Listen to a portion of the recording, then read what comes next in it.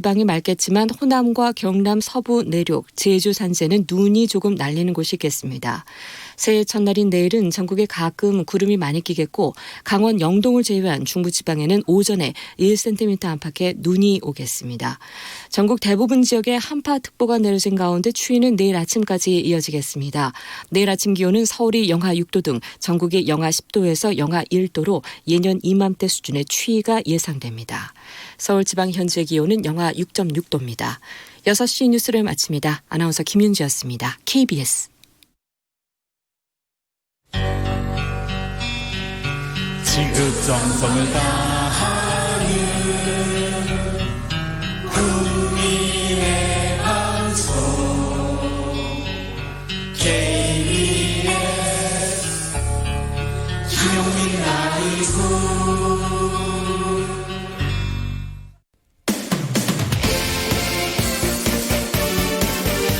시작은 미약하지만 끝은 비상하리라.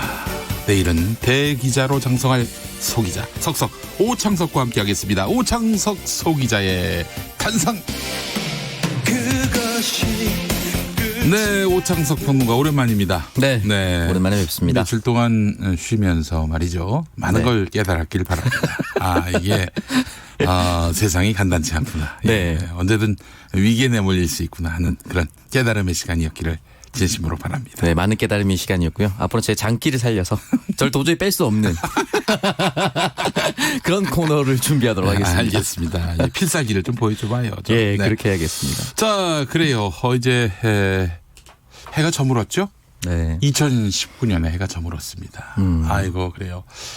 이제 한 4시쯤에 방송사에 들어오면은 그때는 해지기 전이잖아요. 네. 근데 해가 이렇게 넘어갈 시점을 까맣게 잊고 나가면은 완전히 암흑이 된 세상 밖으로 나가게 되는데 2019년이 이렇게 해가 졌습니다. 네. 2020년에 새해가 떠야 할 텐데 오창석 소기자는 부산에 살았잖아요. 네, 맞습니다. 해돋이 이런 거 많이 했습니까? 네, 저는 자주 보러 가는 편이었어요. 부산에 가면 어디로 가야 됩니까? 저가 해돋이 명소가 부산에는 이제 광안대교를 1월 1일은 이제 통제를 해서 시민들이 걸어 다닐 수 있게 합니다. 그래서 그렇군요. 그 2층에서 해가 떠오르는 모습을 보거나 또는 네. 금정산. 그렇죠. 네, 금정산 정상에 올라서 또 해돋이를 많이 봅니다. 전 둘 다 가봤습니다. 그래요. 동해 쪽에서 맞이하는 것이 좋지 않겠습니까? 정동진 이쪽에서. 아니. 부산의 동쪽. 부산의 동쪽에서. 예. 네. 광안리가 동쪽에 있습니다. 고리 원전이라든지. 예. 그 원전 대신에 그게 또 전망대가 있으면 얼마나 좋을까 하는 생각에서 드린 말씀이었습니다. 네. 맞습니다. 자, 그래요. 부산에 만약에 계신 분들에게 해돋이 장소 추천하신다면은 금정산. 네. 금정산이 특히 좋은 것이 그쪽에 오시는 분들이 떡이나 이런 것들을 무료 나눔을 참 많이 해주십니다. 그래요. 떡 먹으러 금정산으로. 예. 떡이나 음료수를 무료로 알겠습니다. 굉장히 많이 나눠주십니다. 황령산 어떻습니까? 황령산도 괜찮습니다. 근데 보통 황령산 야경을 보러 가는 편이라서. 네. 그 달맞이 고개는 어떻습니까? 달맞이 고개보다는 광안리 쪽에 훨씬 더 잘 보일 겁니다. 알겠습니다. 예. 오늘 많은 정보를 얻었습니다. 그래, 이런 자세. 네. 하나라도 정보를 더 드려야 한다. 이런 어떤 그 사명감으로 우리가 방송에 임해야 하는 것입니다. 자, 첫 번째 뉴스 어떤 뉴스 준비하셨습니까? 네, 금요일에 이제 선거법이 통과가 됐고 어제는 이제 공수처법이 통과가 됐습니다. 네. 그래서 전에 할 게 있어요. 예. 네. 자, 죄송합니다. 저도 그 얘기를 들었는데 안 하시고 넘어가시길래 네. 사라진 줄 알았습니다. 네, 그럴 리가 있겠습니까? 자, 그래요. 올해 최고의 순간을 여쭤봤습니다. 이거 네. 먼저 소개를 해드리고 넘어가야 할 것 같아요. 0229번 쓰시는 분, 김용민 라이브를 알게 된 최고의 해였습니다. 그래요. 짜릿합니다. 자, 네. 다음. 민경애 님이 보내주셨네요. 나의 올해 최고의 순간. 김용민 라이브에서 치킨이 당첨된 순간. 감사합니다. 네. 고맙습니다.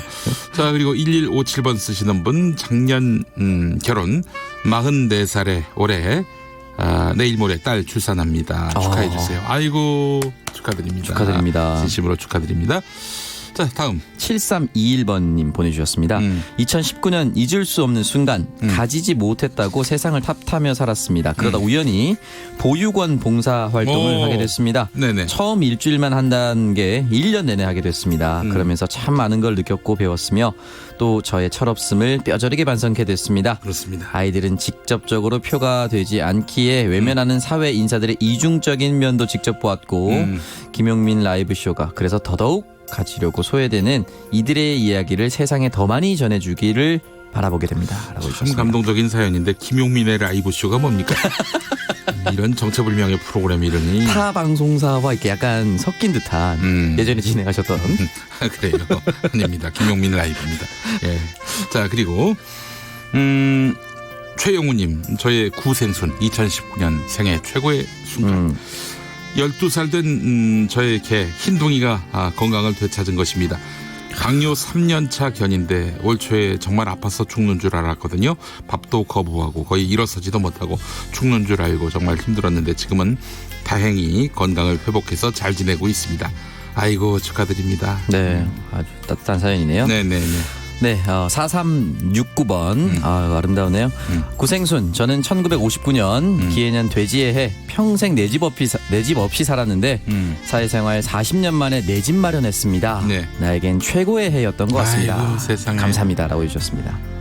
내 집 마련을 40년 만에. 달성하셨군요. 예. 축하드립니다. 네. 그래요. 김난희 님도 올해 자란 일은 첫 번째 20년 만에 내 집장만. 그래요. 4369번 쓰시는 분보다 사정이 더 나으셨네요. 20년 만에 내 집장만. 두 번째는 김용민 라이브 들을 수 있게 된 거요. 내년에도 좋은 정보 부탁합니다라고 해주셨습니다. 제가 열심히 하도록 하겠습니다. 백뮤직이 너무 농염했던 것 같습니다. 예, 그래요.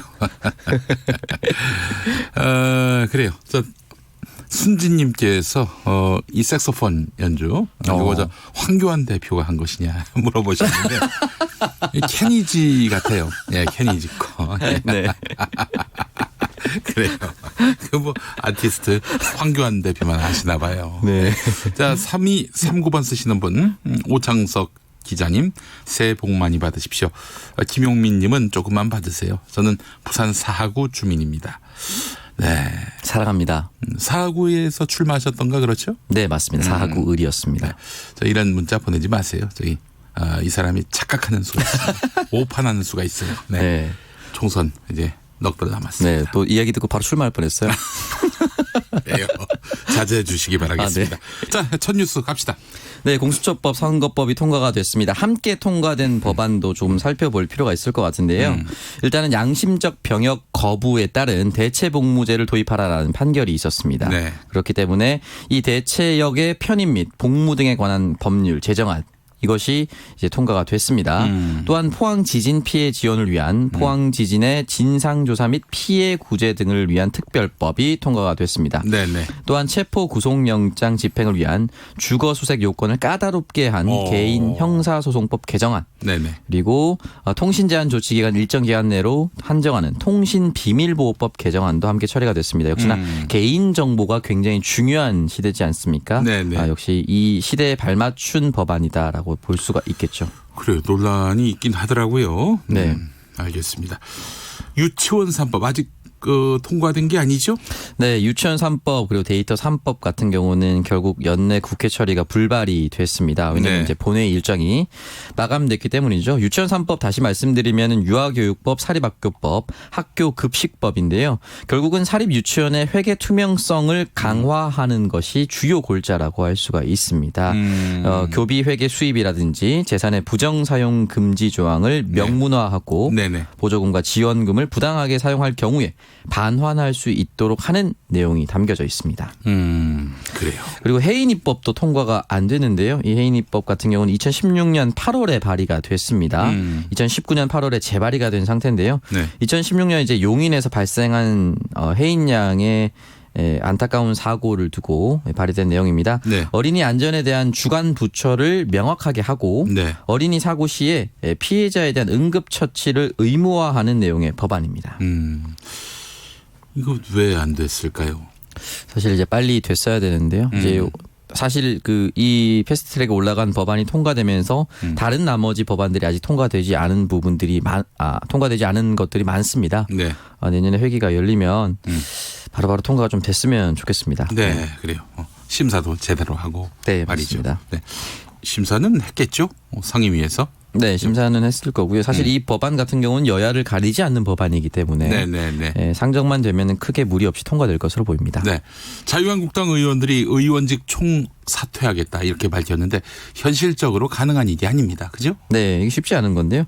일단은 기본적으로 이제 본인이 현역에서 회기 중일 때 사퇴하려면은 본회의 의결로 사직권을 처리하고 비회기 중일 때는 의장이 허가할 수 있습니다. 네. 근데 결국은 두 가지 다 의장이 허락을 해야 되는데요. 문 의장을 설득하는 것이 쉽지 않아 보입니다. 네. 또한 이제 자유한국당 같은 경우는 헌법 제41조 2항을 근거로 국회의원 수는 200인 이상으로 한다라고 하면서 스스로가 다 사퇴하면 200인 이하가 되기 때문에 국회가 해산되고 조기 총선이 치러져야 한다라고 이야기를 하고 있습니다. 네. 하지만 헌법은 200인 이상으로 한다라는 조항을 둘 뿐 200명 이하일 경우에 국회가 해산된다라는 조항은 없습니다. 없어요. 네, 예. 그렇기 때문에 자의적 해석이고 지나친 해석이다라고 볼 수 있기 때문에 총사퇴를 만약에 의장 허락하에 한다 하더라도 무슨 조기 총선이 열린다라든지 이런 것들은 법적으로 불가능해 보입니다. 뭐 내일 모레면은 총선 하는데 뭐 굳이 조기 총선을 할 이유가 있나 싶기도 하고 만약에 천지가 개벽해서 만약에 자유한국당 의원들 사퇴 네네.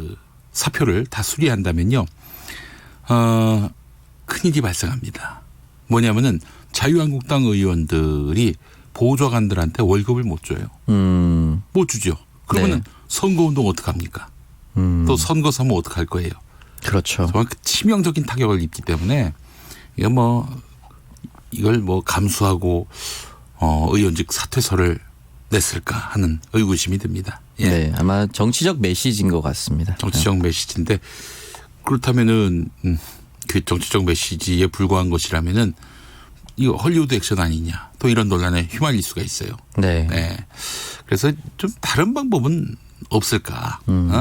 국회에서 치열하게 토론을 한다든지 아니면 국민들한테 뭔가 호소를 한다든지 이래야 되는데 되지도 않을 의원직 사퇴를 이렇게 사표를 내가지고 퍼포먼스를 하는 것은 국민들에게 진정성 있게 다가가는 그런 행위일지 의문입니다. 네, 맞습니다.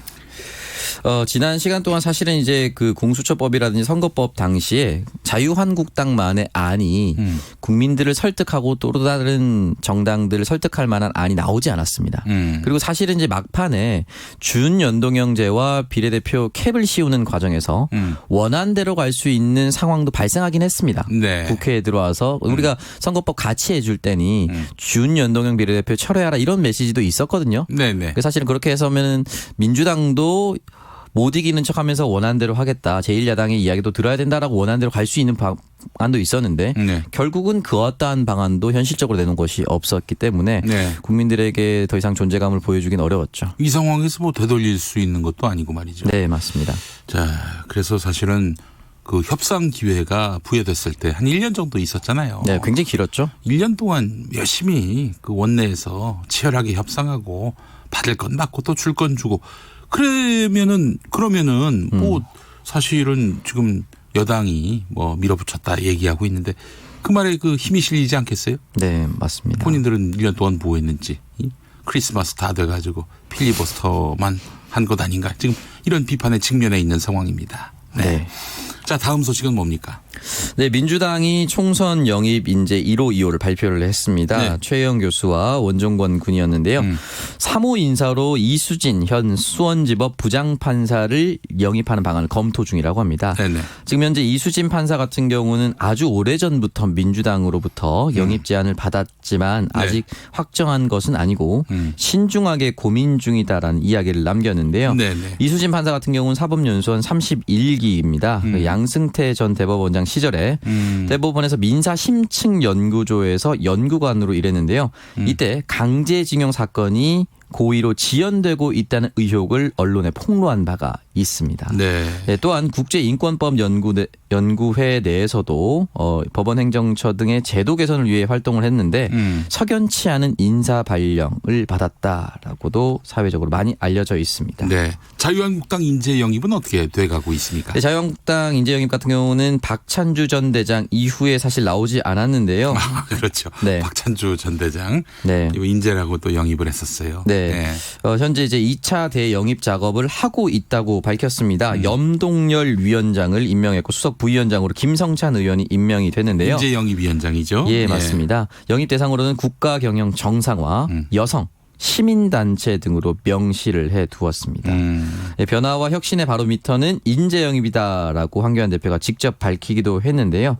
지금부터 이제 어떠한 사람을 영입하느냐에 따라서 또 민주당과의 비교 또는 우위를 점할 수가 있을 거라고 봅니다. 현재까지는 자유한국당이 점수를 많이 얻지 못했어요. 전혀 얻지 못했다고 볼 수도 있는 것이 자유한국당 내에서도 박찬주 전 대장을 사실은 좋게 보진 않기 때문입니다. 최고위원들이 철회하라고 또 그런 얘기를 할 정도였으니 말이죠. 네, 맞습니다. 예, 알겠습니다.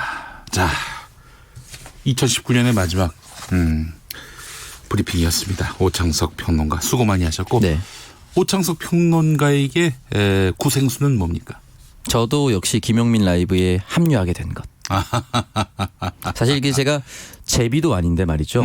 지난해 12월 31일 뭐 커피 전문점에서 다이어리를 바꾸러 가다가 네. 다리가 접질려서 네. 반깁스를 하고 있었습니다. 그래요? 네. 근데 정말 제비처럼 예. 이 다리가 낫고 나서 김용민 라이브에 합류를 하게. 그래요. 그 프랜차이즈 커피 전문점에 감사를 해야 되는지 모르겠지만 알고 봤더니 다리를 내주고 자리를 얻었습니다. 그래요. 알고 봤더니 제비였습니다. 우리 오창석 평론가. 아유, 그래요. 한 해 열심히 하셨고 새해도 한번 멋진 방송 만들어 봅시다. 네, 새해 복 많이 받으십시오. 네, 오창석 평론가와 함께한 시간이었습니다. 수고 많이 하셨습니다. 네, 고맙습니다. 자, 라디오 정보센터 가보겠습니다. 정한나 씨. 문재인 대통령은 2020년 국민들께 보답하는 한 해가 되겠다며 어려움 속에서도 꿋꿋이 이겨내며 소중하게 튀어낸 변화의 싹을 새해에는 확실한 성과로 꽃을 피우고 열매를 맺도록 하겠다고 밝혔습니다. 가족 비리와 관련해 조국 전 장관이 오늘 재판에 넘겨졌습니다. 검찰은 조 전 장관의 아들 입시비리 혐의에 최강욱 공직기강 비서관이 연루됐다고 봤습니다. 조 전 장관 측 변호인단은 기소 직후 정치적 기소라며 반발했습니다. 조국 전 법무장관에 대한 검찰의 불구속 기소와 관련해 청와대는 대통령의 인사권을 흔든 수사였지만 결과는 너무나 옹색하다라며 수사의 의도마저 의심하게 만드는 결과라고 비판했습니다. 자유한국당 황교안 대표는 경제가 어려울 때 제일 먼저 피해받는 분들은 소상공인과 자영업자들이라며 민생 경제를 살려내도록 하겠다고 강조했습니다. 유치원 3법으로 알려진 유아교육법, 사립학교법, 학교급식법 개정안 처리를 앞장서 추진해온 민주당 박용진 의원이 법안의 연내 처리 불발에 어이없고 참담한 심정이라고 밝혔습니다. 지금까지 헤드라인 뉴스 정한나였습니다.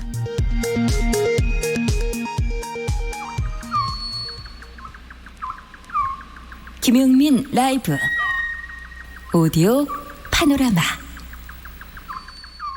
고위공직자 범죄수사처 설치 및 운영에 관한 법률안에 대한 수정안은 가결되었음을 선포합니다. 12월 30일 검찰개혁의 핵심인 공수처 법안 통과. 이에 대한 자유한국당 반응. 대한민국의 민주주의를 파괴하고 암흑시대를 시작하는 공수처라는 사악한 문이 결국 열리고 말았습니다. 정권 비호를 위한 검찰 수사 개입과 사법 장악의 수단이라는 것은 이제 국민 모두가 알고 있습니다. 그러나 더불어민주당 반응은 다른데 참여정부 때 청와대 민정비서관을 지낸 박범계 의원. 20년을 기다려왔습니다. 노무현 대통령님 생각납니다. 노무현 전 대통령이 생각난다는 박 의원.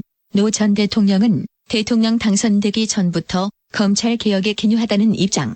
2002년 11월 한 대학 강연에서 검찰이라는 사람들이 흐지부지 덮어버려요. 예? 덮어버려. 답답합니다. 쏙탑니다. 이거 이것이 아무 문제가 아닌 것처럼 생각하게 만든 사람들이 누굽니까? 없는 죄를 만드는 검찰, 있는 죄를 없게 하는 검찰. 그래서 결론은 검찰 제일 첫 번째 개혁 대상입니다. 제일 첫 번째 개혁 대상입니다.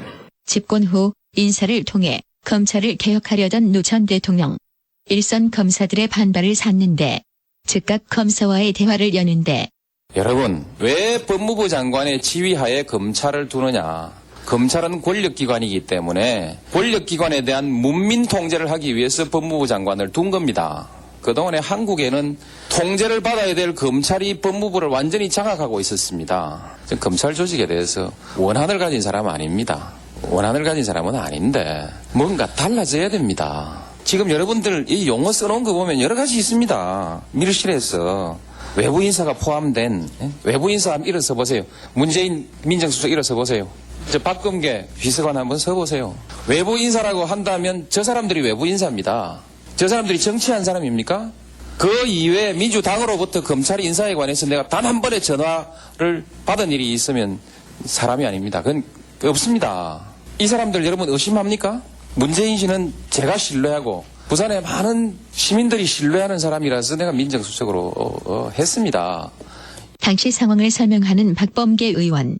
CBS 라디오와 가진 인터뷰. 그날 오후 2시인가 아마 정부 생중계되는 검사와의 대화가 있었는데 아침에 대통령 관저에서 검사들의 동향이랄까 그 기수별로 대표를 뽑아서 대통령과 어떤 질문을 하고 대통령 약간은 좀 모욕을 할 것 같은 그런 도구들이 올라왔고 그에 대한 우려의 말씀도 전했는데 대통령께서는 내가 그래도 법조인 출신의 대통령인데 점잖게 대화를 하면 후배들이 이해하고 따라주지 않을까는 굉장히 선의의 마음으로 검사와의 대화를 생각하신 거거든요. 정말 일선 검사를 개혁의 파트너로 생각했던 노 전 대통령. 여러분들이 지금 제 인사를 중단시키면 결과적으로 지금 검찰의 상층부들이 인사든 뭐든 개혁이든 뭐든 다 무산시킬 수 있는 역량들을 가진 분들 아닙니까? 왜 지금 이 시점에서 제 인사를 중단시키려고 합니까? 그런 결과가 되지 않도록 각별히 제가 당부합니다. 부탁합니다. 이번 한 번 전 처음 제가 가지고 있는 대통령의 권한을 행사하려고 하는데 한번 믿고 갑시다.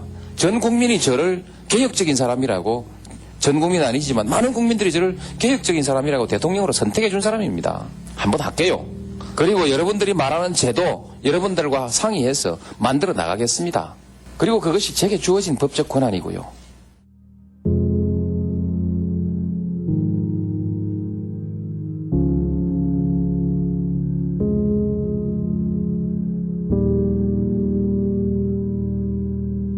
그러나 2009년 5월 23일 문재인 전 청와대 비서실장.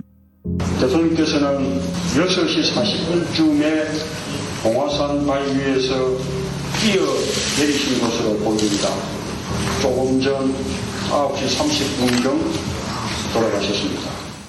그 문재인 비서실장은 훗날 대통령이 돼서 검찰은 수사권 기소권 분리하고 공수처 설립해서 검찰을 견제하고 검찰의 잘못에 대해서 책임을 물을 수 있도록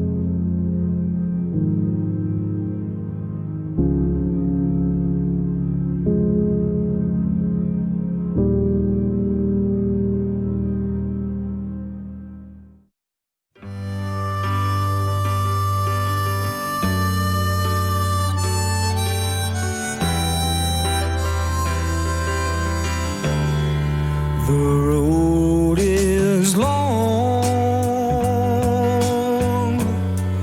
with a many winding tongue that leads us to who knows where, who knows where. But I'm strong.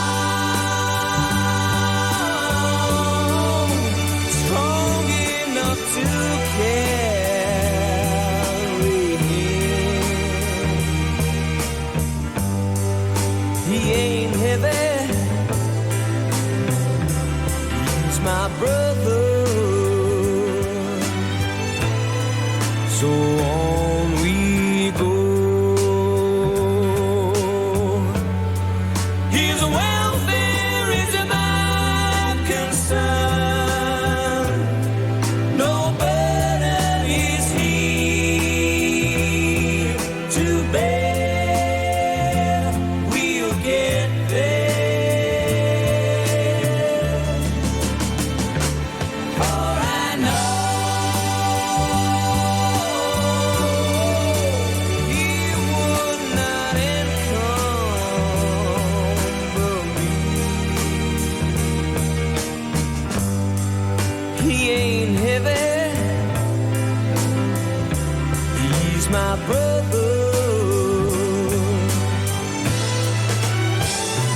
If I'm leaning at all, I'm leaning with sadness that everyone's heart isn't filled with the gladness of love for one another. It's a long, long road from which there is no return. While we're on the way to there, why not share? And the love doesn't weigh me down at all. He ain't heavy. He's my brother.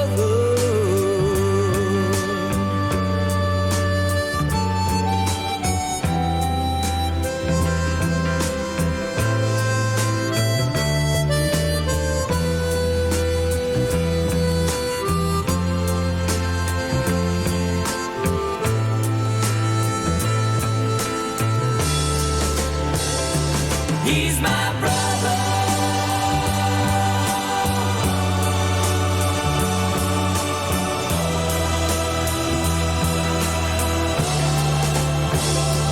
He ain't heavy. He's my brother. He ain't heavy. 네, 오디오 파노라마 후에 들으신 노래는 더 홀리스의 He Ain't Heavy, He's My Brother 였습니다. 자, 3091번 쓰시는 분, 노무현 전 대통령이 간절하게 원했던 검찰개혁 눈물 납니다 라고 하셨습니다. 잠시 일을 멈춰봅니다 라고 하셨고요. K74952149 이 계정 쓰시는 분은 정말 눈물 나는 2019년 마지막 밤입니다 라고 하셨습니다. 밤은 9시 지나야 밤이죠. 네, 감사합니다. 한미 정상 통화 누설 혐의 수사를 받아왔죠. 강효상 자유한국당 의원이 불구속 기소됐다는 속보가 들어왔습니다. 자, 오늘 퀴즈 정답은 짐승이었습니다. 짐승. 네, 짐승. 정답 보내신 분들 많이 계신지 한번 만나볼까요? 자, 정답 보내주신 분들 중에서 추첨을 통해 저희가 모바일 커피 쿠폰 보내드리겠습니다. 선물 받으실 분은 김용민 라이브 홈페이지에 오셔서 확인하실 수 있습니다. 자, 9771번 쓰시는 분 짐승. 네, 맞히셨어요. 내년 국회에서 정말 인간다운 국회가 되기를 바랍니다. 국민의 짐을 함께 들어주고 국민의 아픔과 슬픔에 공감하고 함께하는 국회가 되기를 기도합니다 라고 하셨습니다. 난 누구인가. 네, 이런 닉네임 쓰시는 분 빌런 국회. 자, 최영우님 정답 공룡돌. 자, 임나연님 정답 야수로 합시다. 네, 박기영님 우리 용민이 형도 짐승 한번 돼봅시다. 아니, 제가 한 10년 전만 해도 짐승 소리 좀 들었습니다만은. 네, 지금은 아니고요. 인간이 됐습니다. 네. 자, 그리고 미모 지존 웁스님 정답 돼지. 돼지를 짐승이라고 하진 않습니다. 네. 자, 그리고 8748번 쓰시는 분 정답 즘승. 네. 0827번 쓰시는 분 금수. 금수. 네. 자, K75129565 이 계정 쓰시는 분 똥물. 네. 제 아내분이 만약에 정답 김용민 하면은 제가 그건 맞힌 걸로 할 수 있을 텐데 제 아내는 제 방송을 안 듣는 것 같습니다. 네. 자, 골빈이 아니라 고불린님. 네. 고불린. 이 필명 쓰시는 분 정답 김어준. 네. 김어준 씨가 지금 해외로 휴가를 갔어요. 그래서 자신 있게 제가 딩동댕을 했습니다. 짐승 정답 보내주신 분들도 네, 맞히신 거 이렇게 또 표시를 해드렸습니다. 자, 그래요. 6시 35분 향해 가고 있습니다. 이제 2019년이 5시간하고도 25분 남은 거네요. 그죠? 예, 5시간하고도 25분 남았습니다. 각별한 시간입니다. 자, 그래요. 2019년의 마지막 저녁길 도로 사정 어떤지 알아보겠습니다. 교통정보센터 박소영 씨. 네, 간선도로 교통량이 많은 가운데 사고도 자주 발생하고 있어서 주의하셔야겠습니다. 강변북로 구리 쪽 방화에서 청담까지 1시간 40분이나 걸리고 있는데요. 특히 성수 부근에서는 전 시간에 있었던 사고로 정체가 더 심합니다. 또 올림픽대로 잠실 쪽으로 여의 상류 부근에서도 사고가 있었습니다.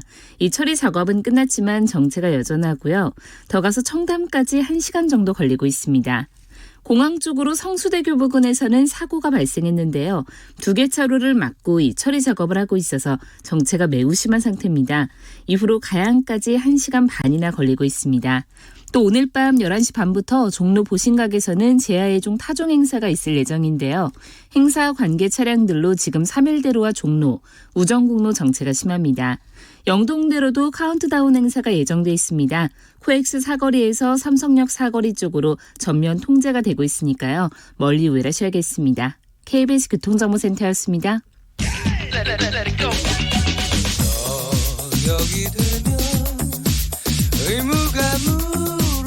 김용민 라이브를 듣고 계시죠?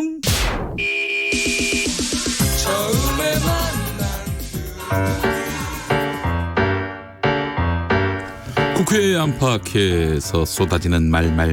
그 말 속에 숨어있는 정치적 의도를 낱낱이 파헤쳐 보겠습니다. 정치 알고 보면 더 재밌다. 정치의 속내. 자, 6824번 쓰시는 분 겸손한 스피커 김용림님 수고 많으셨습니다. 네, 됐어요. 무슨 김용림이 뭐야 김용림이. 네. 감사합니다.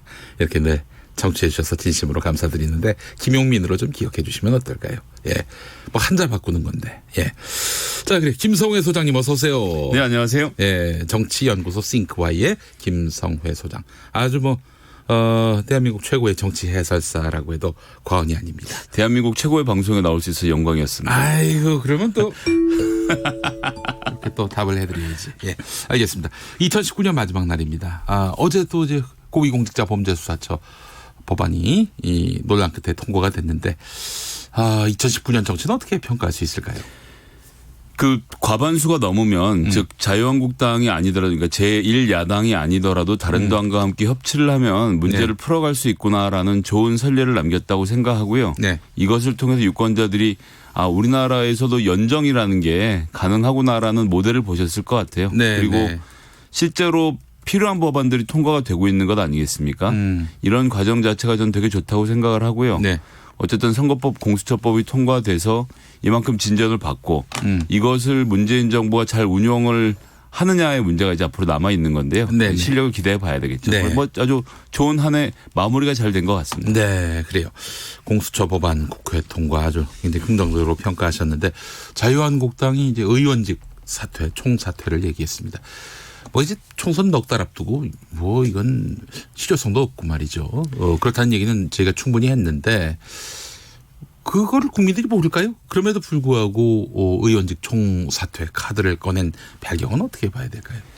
저는 준비가 좀 안 돼 있었던 것이 아닌가 싶습니다. 무슨 얘기냐 하면 네. 이렇게 해서 연내에 공수처법, 선거법이 다 통과될 것이라는 예상을 했다면 그다음 수를 뭔가 준비해서 뒀어야 되는데 사실 네. 경우는 통과 아니면 통과되지 않는 이렇게 두 가지밖에 없지 않았습니까? 네. 그런데 의원직 사퇴라고 하면 정말로 의원직을 사퇴하는 건 아니고 사표를 그냥 보여주는 거거든요. 네네. 예. 그렇게 해서는 국민들이 화가 나지도 않고 그러니까 동조하시는 분들이 같이 화를 낼 수도 없고 네. 동조하지 않는 쪽에서 아이고 큰일 났네 이런 생각이 드는 수도 아니었어서 뭔가 좀 다른 방법을 썼어야 했을 텐데 전혀 충격을 주지 못했다는 점에서는 당 지도부가 혹시 좀 안이하게 생각하고 올해 통과가 안 되지 않을까? 네. 뭐 이런 생각을 하신 게 아닌가 싶어요. 필리버스터 역시 그다지 뭐 여론의 지형을 바꾸거나 할 만큼의 변수가 되지 못했어요. 일단 내용이 좀 뭐 대단히 죄송한 말씀이지만 좀 부실했다고 보여지고요. 그리고 의원들이라도 좀 다 같이 자리에 들어와서 앉아서 좀 으쌰으쌰 했어야 됐는데 거의 조를 짜서 들어오는 식으로 몇 명 앉아서 구경하는 모양새도 굉장히 안 좋았고요. 네. 게다가 이번에는 그 여당과 다른 야당들에서 반대 토론에 함께 참여를 하면서 양쪽 얘기를 또 들을 기회가 생겼잖아요. 네네. 이것들이 또 상쇄하는 효과를 좀 가져왔던 것 같고요. 그 원래 필리버스터는 이렇게 하는 게 아니었는데 어쩌다 이렇게 돼버렸네요. 게다가 처음에 160개 법안 모두의 필리버스터를 건 것이 저는 패착이었다고 보고 하나에 집중해서 그 하나가 진짜 문제가 있다는 것을 보여줬어야 했는데 네네네. 듣는 사람들이 뭐 저렇게 생각할 수 있지만 이렇게 생각할 수도 있는 걸 이런 마음을 가지면서 지지자들조차 설득하기가 어려웠던 게 아닌가. 네. 그렇게 보여지네요. 또 필리버스터의 그 뭐랄까요 볼거리라고 말하면 너무 좀 야박한 표현인지 모르겠습니다만은 뭐 주목할 만한 거리 중 핵심은 얼마나 오래 하느냐 이거 아닙니까? 그렇죠. 네. 근데 보니까 지금 제일 긴기한 의원이 6시간을 넘지 못했어요. 그 뭐 보도상에 따르면 기저귀를 차고 올라섰다 이런 뭐 비장함까지 보였었는데 그렇게 하신 분들이 4시간 하고 내려오니까 4시간 하려고 기저귀는 좀 이상하지 않나 이런 생각이 좀 들고 하면서 희화가 된 거죠. 또 그 사회자 의장이나 부의장한테 나 화장실 갔다 오겠다 하면 또 보내주잖아요. 네네. 굳이 기저귀까지 차셨는지 모르겠습니다. 예. 그래요. 참 자유한국당의 이번 원내 전략 보면은 뭐 갑자기 이 원내대표 되자마자 대여투쟁을 할 수밖에 없는 상황이었지만은 심재철 원내대표가 뭐 이렇다 할 성과를 내지 못한 것 같습니다. 이번 연말국회에서.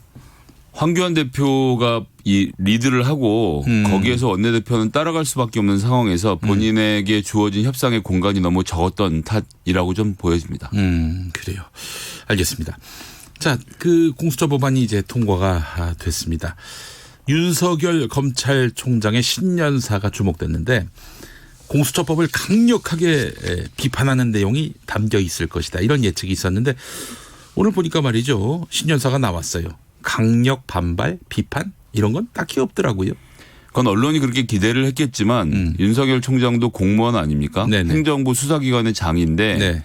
신년사에서 입법부에 통과시킨 법을 정면으로 거스르는 내용을 발표할 리 없죠. 예, 저는 처음부터 그럴 가능성이 없었다고 생각을 하고요. 네.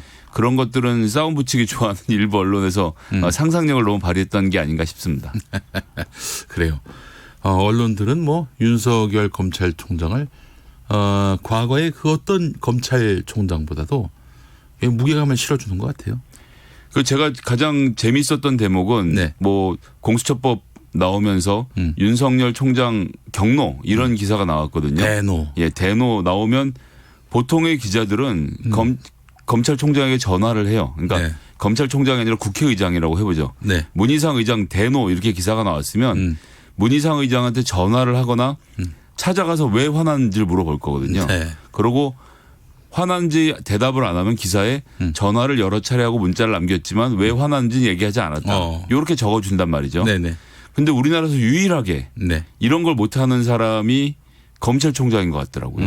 우리나라 기자들은 아무도 검찰총장에게 직접 묻는 법을 모르는 것 같습니다. 전화번호가 없을 리가 없을 텐데. 그렇죠. 그리고 왜 전화할 용기들을 못 내는지 그리고 전화를 안 받았다고 비판을 하지 못하는지에 대해서는 사실 이해가 안 돼요. 장관들이 이렇게 했으면 당연히 장관에게 전화를 하고 답이 돌아오지 않았다는 내용이 기사에 분명히 들어갈 것이거든요. 근데 옆 사람의 이야기만 듣고 심기가 불편하신 것 같습니다라가 제목으로 달려서 기사가 나온다는 게 사실 저는 물어보는 것이 언론인의 사명인데 그런 점에서 좀 보는 저도 좀 부끄러웠습니다. 네, 그래요. 그리고 중앙일보하고 경향신문 보니까 윤석열 검찰총장하고는 인터뷰를 못하고 그의 측근과 익명의 측근과 인터뷰한 내용이 나오더라고요. 현재 검찰총장의 심경은 어떤지. 뭐 그렇게 대단한 분이었나 싶어요. 그러니까요. 예. 제가 말씀드린 장관보다도 이 급이 낮은데 어떻게 네. 이렇게들 다들 감히 여쭙질 못하는 것인지 네, 좀 안타깝더라고요. 그렇습니다. 예. 저기 법무부 장관 뭐 후드려 팰 때는 뭐 정말 그럼요. 없이 그럼요. 패도만 보니까 예. 언론의 이중잣대를 우리가 이야기해봤습니다. 한 분이라도 좀 왜 화나셨어요? 꼭 좀 물어봐 주셨으면 좋겠습니다. 네, 예. 궁금해요. 국민의 알고 있는 정말로. 좀 보장해 예, 주시기 맞습니다. 바라겠습니다. 예. 자, 2019년 마지막 날을 맞아서 우리 김성회 소장님이 트로피를 많이 가져오셨어요. 네. 시상식을 하신다. 예. 그런 생각입니다. 자, 올해 정치의 속내 코너에 자주 출연하신 분들에게 드리는 상이라고 들었습니다. 네. 자, 그러면 첫 번째로 수상할 분 누굽니까? 여당 먼저 가보죠. 네. 예. 더불어민주당 이인영 원내대표에게 잘 버텼다 상 드리겠습니다. 오, 그래요. 지금 박수 교감이 예, 나왔습니다. 환호가 막 나오고 있네요. 예. 자, 수상 이유가 뭡니까? 사실 이인영 원내대표가 유명해진 것은 87년 6월 항쟁 때 고려대학교 총학생회장이자 전대협의 의장으로서 초대 의장인가? 예, 초대 의장이죠. 예. 사실 또 정확하게 말씀드리면 그 이인영 당시 총학생회장이 전국을 돌아다니면서 총학생회장들을 설득해서 전대협이라는 조직을 만든 장본인입니다. 예. 그런 점에서 큰 의미를 갖고 있고 당시 뭐 나이로 23 이렇게밖에 안 되는 대학생이 나와서 전 국민에게 호소를 하고 이런 호소들이 뭐 넥타이 부대도 끌어내고 이러면서 87 항쟁으로 걷잡을 수 없이 커지지 않았습니까? 네. 그런데 이제 지나고 나서 생각해 보니 그때 민주화는 이루었지만 우리가 시스템으로는 아무것도 준비하지 못해서 참 아쉬운 것이 많았다라는 이야기들을 많이 했는데요. 30년이 지나서 이제 사실은 386 정계 은퇴까지 얘기가 나오고 있던 마당에 본인이 의지를 불태워서 원내대표로 나왔고 뭐 지금까지 하는 거 봐서는 잘 못할 것이다라는 예측을 하신 분들도 계셨는데 그중 저도 하나였어요. 네. 저는 잘할 거라고 말씀드리지 않았습니까? 제가 저도 기억이 안 납니다.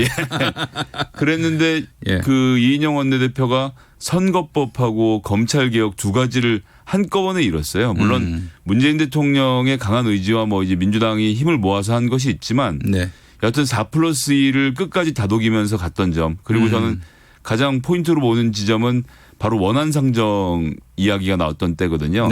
뭐 이런 협상이 잘 안 되면 그냥 원안 상정하고 우리도 지역구 다 날리고 그냥 가겠다라는 결기를 보여줬을 때 4+1이 합의에 나섰다고 좀 보고 그런 와중에 또 3당 원내대표 간의 논의도 끝까지 이어가면서 협상을 잘 마무리 지어서 결국은 입법을 하는 요 과정까지 딱 갔지 않습니까? 그런 점에서 지난 30년을 잘 버텨서 본인이 문을 열었던 민주화의 이 어떤 하나의 매듭을 좀 소중하게 지었다는 점에서 칭찬을 좀 하고 싶습니다. 그렇게 나름대로 승부수를 띄운 것도 있었고 또 세밀하게 또 4더하기1 협의체에서 각 정파의 이익을 남몰래 또 챙겨주고 그렇게 해서 협상을 또 도출해냈어요. 맞습니다. 지금 사실 내용을 들여다보면 비판을 할 점도 많이 있긴 한데요.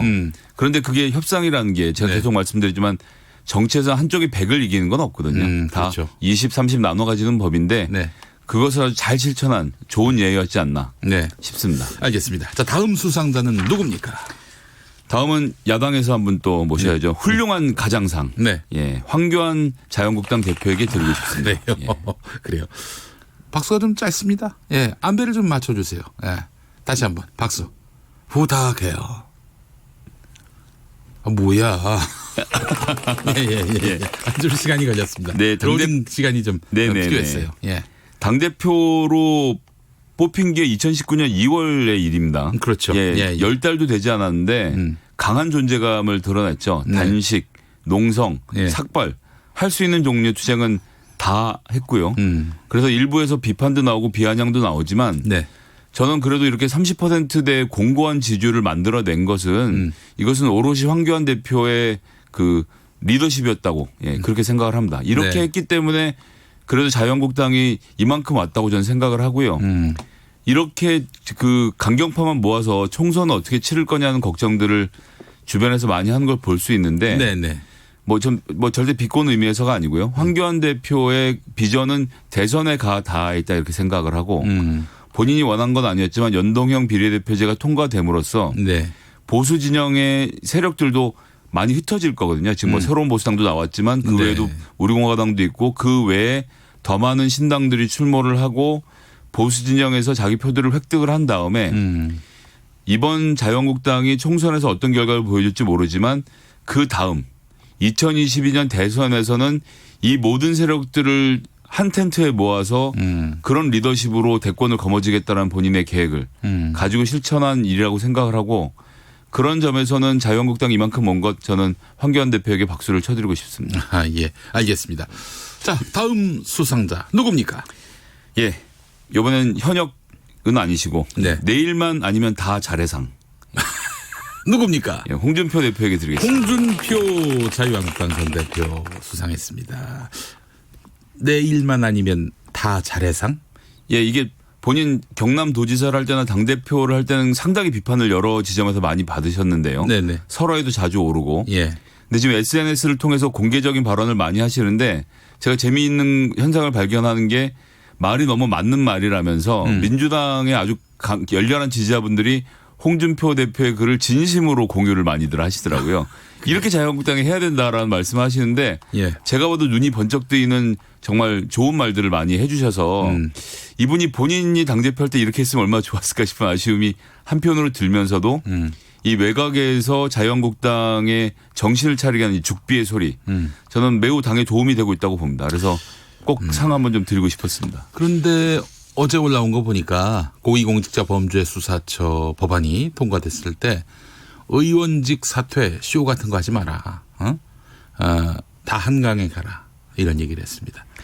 귀담아 들을 조언 같지는 않아 보입니다. 아, 예, 그런 표현 좀 과하다고 생각을 하는데 네. 근데 말은 맞는 거죠. 의원직 사퇴가 쇼로 보이는 것은 사실 아닙니까? 그걸 아무도 지적을 못 하는데 안에서는 결기 있게 막 사표를 썼단 말이에요. 네. 하지만 밖에 있는 사람들은 그걸 보고 웃는데 너희들 웃겨라는 이야기를 정확하게 짚어준 거죠. 그럼 제가 조금 전에 말씀드렸지만 애시당초에 법안이 통과됐을 때 우린 이렇게 하겠다라는 좀 더 엑시트 플랜이 있어야 되는데 이 출구 계획을 제대로 세우지 못했던 것에 대한 비판이었다고 저는 그렇게 봅니다. 그래요. 그 자유한국당이 그 의원직 사퇴뿐만 아니라 아예 총선 불출마 이런 안을 놓고도 고민했다는 보도를 제가 봤어요. 황교안 대표는 적어도 그런 정도 수준에서는 정치적 행위를 하셨으면 더 좋지 않았을까. 아니, 그러니까 전체 불출마는 아니었나요? 뭐 전체 불출마 얘기도 나왔던 건 사실인데요. 그렇게 할 리가 있나요? 정치인들이 그렇게는 안 되죠. 네, 그래요. 아니 그런 상상력이 발동됐다는 것만으로도 굉장히 놀랐습니다. 하지만 황교안 대표 본인이 불출마를 함으로써 이 정치 현실에 대한 강한 그 메시지를 주는 건 전 가능했었을 거라고 봅니다.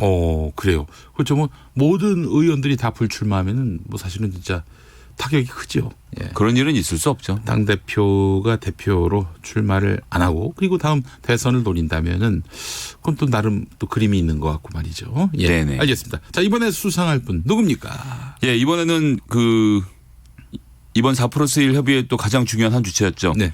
박가리 비료 대표상. 예. 비료를 가장 잘 주신 우리 심상정 대표에게 드리고 싶습니다. 정의당 심상정 대표. 왜요? 결국은 연동형 비례대표제를 통과시켜서 정의당에 숨어있는 보석 같은 정치인들이 물 위로 올라올 수 있는 그 기틀을 전 만들었다고 생각을 하고요. 네네. 그런 점에서 진짜 정의당의 실력은 지금부터 보여줄 때가 됐다. 지금까지 노회찬, 심상정 두 분이 어깨에 짊어지고 정말 오랜 기간 동안 고생을 해오셨는데 네. 그러면서 저는 이제 한편으로 또 안타깝게 비례로밖에 못하니까 항상 신인이 나와서 한 번 하고는 다 사라지는 형태였단 말이에요. 네네. 그런데 이제 이번에 제도가 바뀌었으니까 자꾸 신인만 발굴하지 말고 잘하시는 정치인 같은 경우는 전 재선에게도 비례를 줘서라도 정의당이 좀 재선 삼성그룹을 만드는 것이 굉장히 필요할 것이라고 보고요. 그런 점에서 놓고 봤을 때 비료의 역할을 충분히 해주지 않으셨나 싶습니다. 그 재선하는데 정의당에서 비례한다. 그거는 쉽지 않을 것 같은데요. 뭐 어쨌든 뭐 그건 그쪽 당 사정이니까요. 안 될 것이지만 전 제안은 할 수 있지 않겠습니까? 알겠습니다. 예. 마지막 상 빨리 가야 됩니다. 예. 검색어 닭교상. 누군지 알 것 같습니다. 예, 박지원 대표에게 드려야죠. 해맑은 지식으로 또 이제 중요한 것은 모든 것을 굉장히 쉬운 언어로 풀어준다는 점에서 저는 박수를 쳐드리고 싶고요. 정치인들이 모두 박지원 대표처럼 이런 식으로 쉬운 말로 사람들에게 설명하고 설득하는 일들을 내년엔 좀 더 많이 했으면 좋겠다는 의미에서 상을 드립니다. 그래서 사실은 진짜 이 땅에 홍보업을 주업으로 하시는 분들은 그 박지원 의원을 주목해야 합니다. 예. 항상 화제의 중심에서 이탈하지 않는 박지원 대단하시죠, 진짜. 의원. 예, 그래요. 틀면 나와요. 그렇죠. 예. 인터뷰도 거절하는 법이 없고. 예, 그렇습니다. 네네. 자, 2123번 쓰시는 분. 이거 저 지상파 연예대상처럼 수상자가 너무 유명 정치인들 나눠먹기식이 아닌가 생각합니다. 이런 혹평을 해주셨습니다. 아, 예. 내년에는 더 잘해보도록 하겠습니다. 네. 살아남을지 모르겠지만. 알겠습니다. 자, 최미라님, 경남 남해에서 첫 일출 대기하고 있습니다. 금산 산장인데, 그러면 우리 저 KBS 창원 혹은 진주 두 방송 중에 하나를 골라서 들으시겠네요. 예, 감사합니다. 첫 일출 멋지게 지켜보시고 또 새해 소망 말씀하시면 좋겠네요. 네. 자, 김성애 소장님, 새해 소망 뭡니까? 새해 소망은 뭐 전국에 계신 청취자분들이 다 행복하고 잘 사시길 바라는 것. 예, 그것이 제 소망입니다. 전국의 청취자. 예. 이 방송 듣는 사람. 그렇죠. 예. 일단 KBS 라이브를 들으신 분들이 먼저 흥하셔야죠. KBS 라이브라니. 예, KBS 김용민 라이브를 들으신 분들이 흥하시길 바라겠습니다. 감사합니다. 고맙습니다. 자, 이렇게 해서 또 저도 인사를 드려야 될 것 같습니다. 뭐 내일 다시 오겠습니다만은 내일의 해는 또 다른 해니까요. 네. 2020년 새해 복 많이 받으시고 내일은 신년 특집으로 여러분을 찾아뵙도록 하겠습니다. 자, 올 한 해 정말 고생 많이 하셨고요. 아픈 것 다 지우시고 새 소망으로 새해 맞이하시죠. 자, 여러분 새해 복 많이 받으십시오. 감사합니다.